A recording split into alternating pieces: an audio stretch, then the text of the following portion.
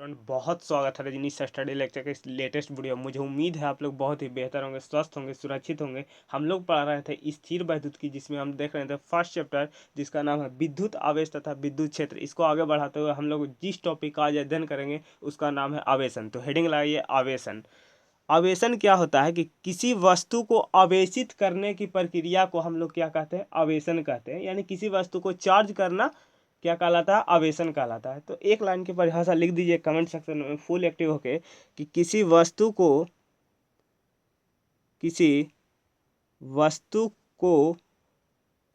आवेशित आवेशित करने की प्रक्रिया क्या कहलाता है? वस्तु को आवेशित करने की प्रक्रिया क्या कहलाता है? आवेशन कहलाता है। आवेशन कहलाता है। ठीक है, किसी वस्तु को चार्ज करना ही हम लोग क्या कहते हैं? आवेशन कहते हैं। अब अगला टॉपिक आता है आवेशन की प्रकार। आवेशन की प्रकार।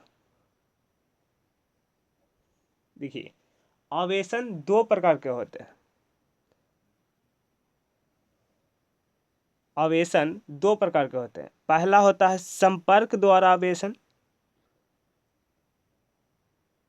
संपर्क द्वारा आवेशन।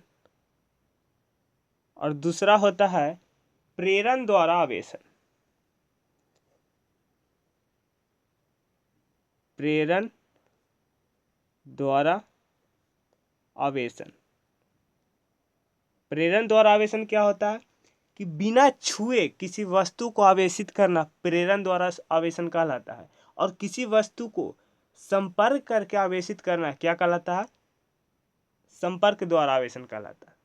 संपर्क द्वारा आवेशन अपने आप में दो प्रकार के होते हैं। तो संपर्क द्वारा आवेशन अपने आप में दो प्रकार के होते हैं। पहला आता है घर्षण द्वारा आवेशन। घर्षण द्वारा आवेशन। और दूसरा आता है चालन द्वारा आवेशन। चालन द्वारा आवेशन। ये हमारा आज का मेन टॉपिक है।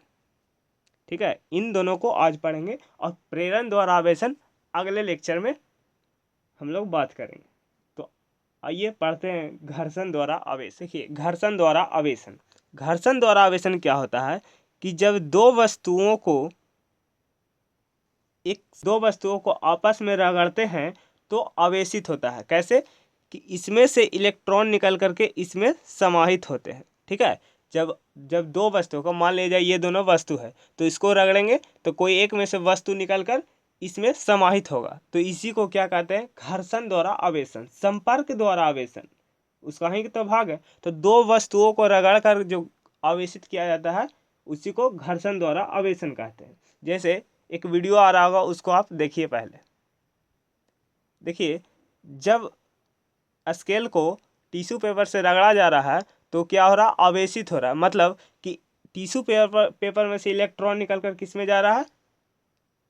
स्केल में जा रहा है। तो स्केल क्या हो जा रहा है? आवेशित हो रहा है। और जैसे ही उसको लेकर जा रहा है छोटे छोटे टुकड़े कागज के पास, तो क्या हो रहा है? आकर्षित हो रहा है। ठीक है, क्या हो रहा है? आकर्षित हो रहा है। देखिए, जब टिश्यू पेपर और स्केल को रगड़ा जा रहा है तो क्या उत्पन्न हो रहा है? घर्षण हो रहा है दोनों में। तो घर्षण के कारण क्या उत्पन्न हो रहा है? आवेश उत्पन्न हो रहा है। तो आवेश उत्पन्न करना ही हमारा क्या कहलाता है? आवेशन कहलाता है। यानी किसी वस्तु को आवेश देना ही क्या कहलाता है? आवेशन कहलाता है। तो यहाँ पर ही कह रहा है घर्षण द्वारा आवेशन, यानी कि दो वस्तुओं को आपस में रगड़ने के कारण जो आवेश पैदा हो रहा है उसी को कहते हैं घर्षण द्वारा आवेशन। उम्मीद करता हूँ ये बात आपको बैठ गई होगी दिमाग में। उससे भी बढ़िया एग्जांपल देता हूँ, अगर नहीं समझ में आया होगा। जब आप नहा के जब आपका बाल सूख जाता है तो कंघी करते हैं तो क्या होता है? चट चट की आवाज़ आता है। तो क्या होता है? बाल से घर्षण होने के कारण क्या होता है कि कंघी आपका आवेशित हो जाता है। मतलब कि कंघी जब आवेशित हो जाता है तो वो क्या होता है?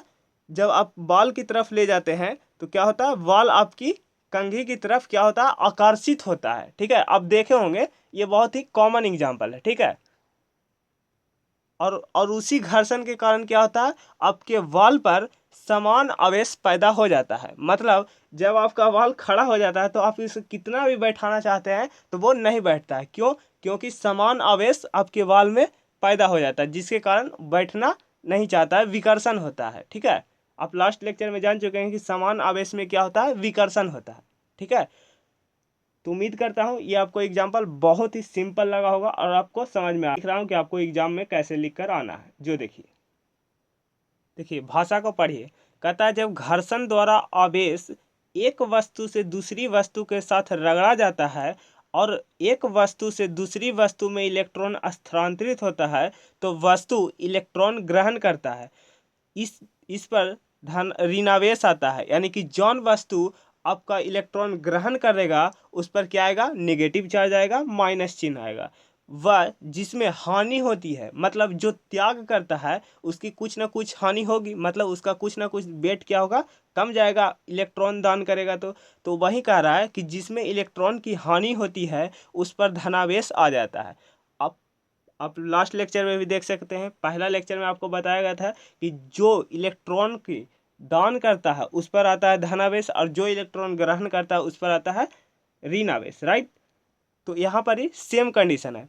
और अगर यहाँ पर क्या होता है कि इस प्रक्रिया के दौरान परिमाण समान रहता है बट चिन्ह विपरीत हो जाता है। मतलब कि अगर ये वस्तु 2 इलेक्ट्रॉन का दान करता है तो इसके पास क्या होगा, 2 इलेक्ट्रॉन की कमी हो जाएगी और जिसके कारण क्या होता है, प्लस आवेश आता है। लेकिन यहाँ से 2 इलेक्ट्रॉन क्या है, दान किया है, तो ये 2 ही इलेक्ट्रॉन ग्रहण करेंगे तो उस पर कितना आएगा, -2 चार्ज आएगा। समझ पा रहे हैं? यानी ये भी बात लिख सकते हैं। देखिए इस प्रक्रिया में दोनों वस्तु पर एक समान परिमाण का विपरीत आवेश उत्पन्न हो जाता है। जैसे देखिए ये एक वस्तु है, ठीक है, एक कोई वस्तु है और एक वी वस्तु है, दोनों को क्या कर रहा है, आपस में रगड़ा जा रहा है। तो मान लीजिए कि ये इलेक्ट्रॉन का क्या किया, दान किया, तो मान लीजिए 2 इलेक्ट्रॉन निकले। ठीक है, 72 कक्षा में से 2 इलेक्ट्रॉन निकल गए और ये क्या कर रहा है, 2 इलेक्ट्रॉन ग्रहण कर रहा है। ठीक है, ये त्याग कर रहा है यानी कि हानि हो रही है, इसमें क्या हो रहा है, वृद्धि हो रहा है, यानी 2 इलेक्ट्रॉन ग्रहण कर रहे हैं। ठीक है, तो इस पर क्या आएगा, 2 इलेक्ट्रॉन का दान किया तो इस पर क्या आएगा, 2 प्लस आएगा और ये 2 इलेक्ट्रॉन ग्रहण किए तो इस पर 2 माइनस आएगा। तो देखिए परिमाण तो समान है बट क्या हो रहा है कि चिन्ह विपरीत आ रहा है। समझ पा रहे हैं? यही होता है घर्षण द्वारा प्रेरण। अब हम लोग समझते हैं चालन द्वारा प्रेरण। तो यहाँ तक आप कॉपी कर लीजिए। अब चलते हैं चालन द्वारा आवेशन। चलिए स्टार्ट करते हैं चालन द्वारा आवेशन। ये एक मान लीजिए एक गोला है, आवेशित गोला है। ठीक है, ये कैसा गोला है, आवेशित गोला है। इस गोले पर एक समान रूप से आवेश वितरित है। ठीक है, और ये कैसा आवेशित गोला है, आवेशित वस्तु भी इसको बोल सकते हैं। ठीक है, और ये एक उदासीन गोला है, मतलब उदासीन वस्तु है। कैसा वस्तु है, उदासीन वस्तु है। उदासीन वस्तु कहने का मतलब कि उस पर जितना ही धनावेश होगा उतना ही क्या होगा, ऋणावेश होगा। तभी तो कट के ये क्या आ रहा है, 0 आ रहा है, नेट आवेश। तो ये कैसा वस्तु है, उदासीन वस्तु है। ठीक है, इसको हमने क्या किया कि एक संपर्क के लिए इसको क्या किया, एक चालक तार से जोड़ दिया। ठीक है, ये क्या है, चालक तार है, चालक तार से इसे जोड़ दिया। ठीक है, तो अब क्या होगा कि इस पर जो आवेश है वो एक समान रूप से अब वितरित है। तो ये क्या होगा, जैसे ही हम इस परिपथ को पूरा करेंगे, मतलब कि जैसे ही हम इसको तार जोड़ेंगे तो क्या होगा, आवेश चलकर जाएगा, यानी आवेश किधर की ओर प्रवाहित होने लगेगा, उदासीन वस्तु की ओर प्रवाहित होने लगेगा। ठीक है, तो क्या हो रहा है, उदासीन वस्तु से आवेश चलकर उदासीन वस्तु की तरफ चल रही है। ठीक है, आवेश किधर की ओर प्रवाहित हो रही है, उदासीन वस्तु की ओर। बहुत ही सिंपल एग्जांपल दूंगा, जैसे आपके घरों में एक टैंक होती है छत पर। ठीक है, देखा होगा। ठीक है, और उससे पाइप कहाँ आया रहता है, आपके नल तक। ठीक है,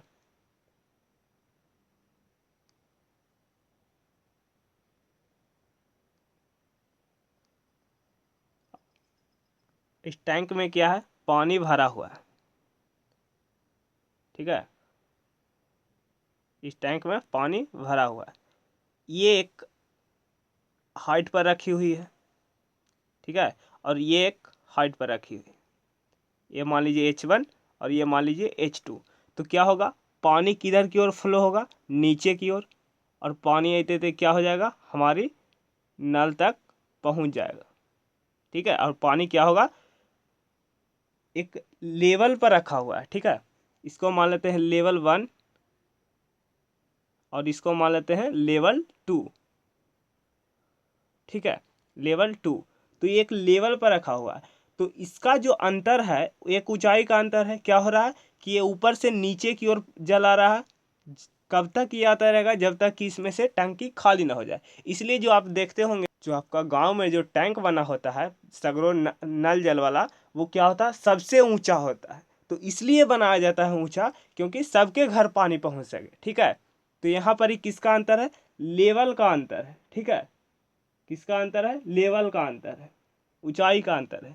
लेकिन यहाँ पर ही क्या होगा कि यहाँ पर ही कब तक आवेश प्रवाहित होते रहेगा, जब तक दोनों का विभव समान ना हो जाए। यहाँ पर ही किसका अंतर है, विभव का, ठीक है। ये मान लीजिए इसका विभव 1 है और इसका विभव 2 है, ठीक है। तो जब तक इसमें आवेश प्रवाहित होते रहेगा, तब तक कि इसका विभव दोनों समान हो जाए, मतलब कि विभवांतर क्या हो जाए, शून्य हो जाए, विभवांतर क्या हो जाए, शून्य हो जाए। जो दोनों का अंतर है वो क्या हो जाए, दोनों का जो अंतर है वो क्या होता है, समान हो जाए, जब तक इसमें आवेश प्रवाहित होते रहेगा, ठीक है। जब तक कि इसका इसमें से टैंक में से जब तक पानी नहीं खत्म हो जाता, जब तक इसमें बाल्टी में गिरता रहेगा पानी, ठीक है। तो ये होती है चालन द्वारा आवेशन, ठीक है। हमने क्या किया, एक आवेशित वस्तु के लिए, एक उदासीन वस्तु के लिए, और उसको हम चालक तार से जोड़ दिए, ठीक है। तो देखें कि आवेश प्रवाहित हो रहा है। तो अब सवाल यहाँ ये उठता है कि ये कब तक आवेश प्रवाहित होते रहेगा, जब तक इसका विभव समान नहीं हो जाता, ठीक है। अगर विभव समान हो जाता है तो दोनों का आवेश जाना रुक जाता है, ठीक है। तो हम कहेंगे ये वस्तु क्या हो गई, आवेशित हो गई, ठीक है। तो इसकी लैंग्वेज लिख देते हैं। तो लैंग्वेज पढ़िए, चालन द्वारा आवेशन में आवेशित वस्तु को उदासीन वस्तु से चालक तार के द्वारा जोड़ा जाता है, ठीक है। आवेशित वस्तु को उदासीन वस्तु के साथ एक चालक तार के माध्यम से जोड़ा जाता है। आवेश आवेशित वस्तु से उदासीन वस्तु में स्थानांतरण होता है।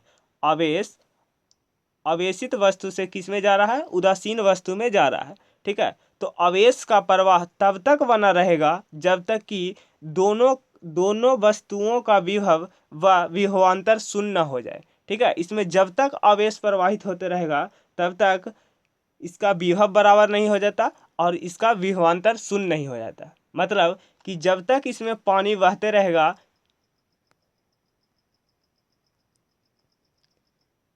ठीक है, तो जब तक इसमें आवेश बहता रहेगा तब तक इसका विभवांतर शून्य और विभव दोनों क्या हो जाएगा, बराबर हो जाएगा, तब जाके ये आवेश बहना रुक जाएगा। तो उम्मीद करता हूँ कि जो आवेशन नाम का जो टॉपिक था वो आपको एकदम क्लियर हो गया होगा, ठीक है। आप अगर एनसीईआरटी में देखिएगा तो जो संपर्क द्वारा आवेशन है, यानी कि घर्षण द्वारा आवेशन और चलन द्वारा आवेशन, ये एनसीईआरटी ने नहीं दिया, डायरेक्ट हेडिंग डाल दिया किसका, प्रेरण द्वारा आवेशन, ठीक है। तो इसको इसलिए पढ़ाया जाता है क्योंकि एक नंबर में अगर पूछ दे तो क्या करेंगे बच्चे, ठीक है। तो प्रेरण द्वारा आवेशन हम लोग कल पढ़ेंगे, आज तक इतना ही, ठीक है। तो आज हमने क्या पढ़ा, हमने पढ़ा आवेशन, यानी किसी वस्तु को चार्ज करना ही आवेशन कहलाता है, यानी किसी वस्तु को आवेशित करना ही क्या कहलाता है, आवेशन कहलाता है, ठीक है। हमने देखा आवेशन दो प्रकार के होते हैं, एक तो छू करके, क्या इस एक को टच करके आवेशन कर सकते हैं और एक को बिना छुए आवेशित कर सकते हैं, ठीक है। हमने देखा कि जो छू कर यानी संपर्क द्वारा जो आवेशन है वो दो प्रकार का होता है, घर्षण द्वारा आवेशन और एक चालन द्वारा आवेशन। घर्षण द्वारा आवेशन कि दो वस्तुओं को आपस में रगड़ने के कारण जो आवेश पैदा होता है वो होता है घर्षण द्वारा आवेशन, ठीक है। चालन द्वारा आवेशन हम लोग क्या समझे कि एक आवेशित और एक उदासीन वस्तु को साथ में लाते हैं और उसको एक चालक तार के द्वारा संपर्क में ले जाते हैं, ठीक है। और जो हमारा आवेश है वो किधर की ओर बहना स्टार्ट कर देता है, आवेशित वस्तु से उदासीन वस्तु की तरफ। कब तक? जब तक इसका विभव समान और विभवांतर शून्य न हो जाए। ये आपको एग्जाम में लिख करके आना है, आपको फुल में से फुल मार्क्स मिलेंगे। चैनल पर नए हैं तो चैनल को सब्सक्राइब कर दीजिए, वीडियो को लाइक कर दीजिए और बेल आइकन को दबा लें ताकि वीडियो को नोटिफिकेशन सबसे पहले आप तक पहुंच सके। Thank you so much. मिलते हैं अगले वीडियो में। बाय बाय, टेक केयर, जय हिंद। और हमारा इंस्टाग्राम फॉलो नहीं किए हैं तो फॉलो कर लीजिए और टेलीग्राम पर जितना नोट्स वगैरह है सब वहीं पर मिलेगा। कमेंट सेक्शन में एक होमवर्क है कि ये वीडियो कैसा लगा वो आपको बताना है और चालन द्वारा आवेशन और घर्षण द्वारा आवेशन का पूरा लिखना है, जो इस वीडियो से रिलेटेड आपको कमेंट्स बॉक्स में लिखना है। चलिए मिलते हैं अगले वीडियो में। बाय बाय, टेक केयर, जय हिंद।